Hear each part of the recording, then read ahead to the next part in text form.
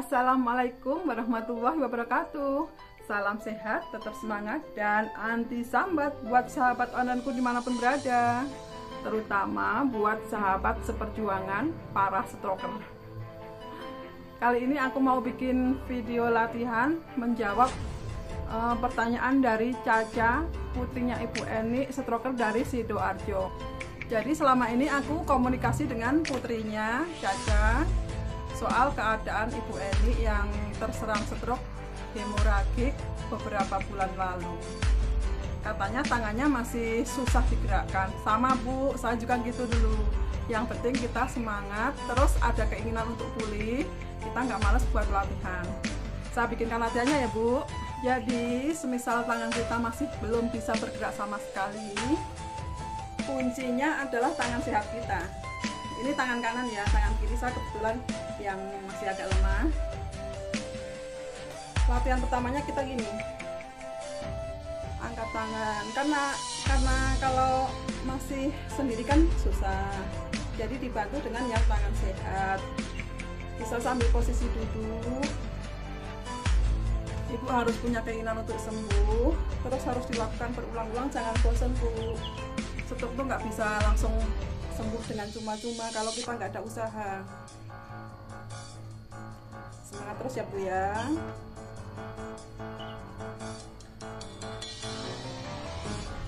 Saya dulu mau gerak dikit aja nggak bisa. Dan misalkan posisi kita untuk duduk masih susah, sambil tiduran pun kita bisa latihan.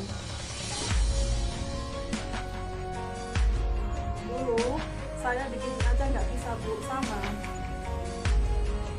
Latihannya sama ya, tapi posisinya tidur.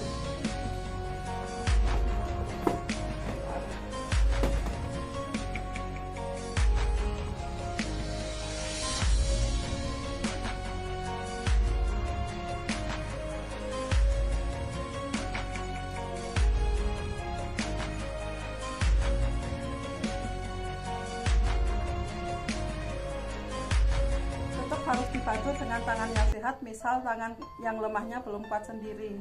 Kalau posisi tiduran lebih mudah karena bahu kita ada tahanannya.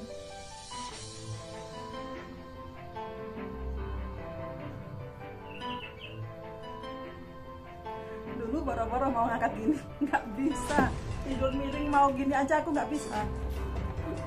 Seperti itu ya Bu Eni latihannya, kelihatan sepele tapi bermanfaat banget. Asal rajin prakteknya.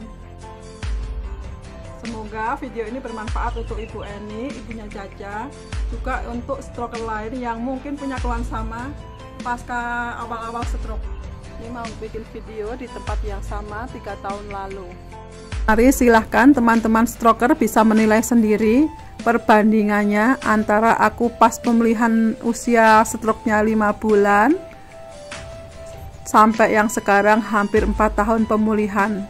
Gimana progresnya? Yang pakai daster putih itu aku berusaha sekali untuk mengangkat tangan, masih berat banget. Tapi alhamdulillah kaki tidak begitu berat. Dan waktu itu kakinya juga masih pincang buat jalan. Aku rutin terapinya jinjit tiap hari. Tuh kan lihat, kalau yang pakai kaos hitam udah agak ringan. Yang pakai daster ya Allah berat banget untuk ngangkat tangan tuh. Tuh udah berusaha sekuat mungkin tuh. Mana sikunya juga masih nekuk parah kalau jalan. Tapi alhamdulillah ada progres lebih baik lagi, biarpun belum sempurna seperti yang diidamkan. Yang penting tetap semangat. Dan latihan yang ini adalah latihan untuk persendian tangan, biar tangan kita bisa bergerak, sikunya bisa lurus. Latihannya seperti mengelap meja, posisi maju, mundur, ke samping, gerakan memutar. Ini aku ikut kelas OT di rumah sakit. OT itu okupasi terapi atau gerakan fungsional otot. Gerakan fungsional itu gerakan kita sehari-hari, semisal kita ngepel atau memasak atau gerakan lainnya. Jadi teman-teman semua bisa berlatih di rumah dengan cara mungkin mengepel lantai atau melipat baju dan lain-lain. Itu sama saja dengan okupasi terapi. Sangat bermanfaat sekali untuk persendian otot bahu kita atau persendian lengan kita biar nggak makin kaku. Waktu awal-awal ikut kelas OT disuruh posisi gerakan maju aja aku masih susah itu, masih melihat-melihat miring-miring, sikunya juga masih nekuk, nggak bisa lurus. Nah kalau yang ini udah beberapa kali ikut latihan sudah semakin lancar dan sikunya juga udah mulai lurus. Gimana Ibu Eni, sudah lihat kan proses saya latihan untuk pulih, untuk bisa menggerakkan tangannya dari yang tadinya mau gini aja susah sampai sekarang alhamdulillah sudah bisa kan ngangkat gini. Jadi intinya kunci kepulihan itu ada di diri kita masing-masing, ada di hati Bu Eni, ada di hati para stroker yang lain. Kita harus punya semangat tinggi untuk pulih, harus konsekuen berlatih, harus mau mengulang gerakan yang sama meskipun gerakan itu terlihat sepele di mata orang lain. Kenapa saya bilang sepele di mata orang lain, terutama orang sehat? Karena untuk stroker menggerakkan jari jempol ini aja udah butuh tenaga ekstra, udah butuh perjuangan yang tinggi, butuh proses yang panjang. Itu makanya harus rajin berlatih. Dan aku juga mau menjawab pertanyaan Caca, putrinya Bu Eni, stroker Sidoarjo, tentang stroke hemoragik atau iskemik.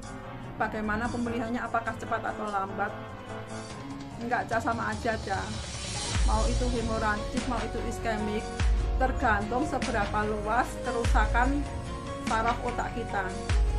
Ada yang sampai puluhan tahun baru pulih, ada yang baru 1 bulan udah bisa pulih seperti semula. Mau itu stroke-nya ringan ataupun berat, yang penting kita harus tetap semangat dan harus rajin stretching biar nggak makin kaku ototnya.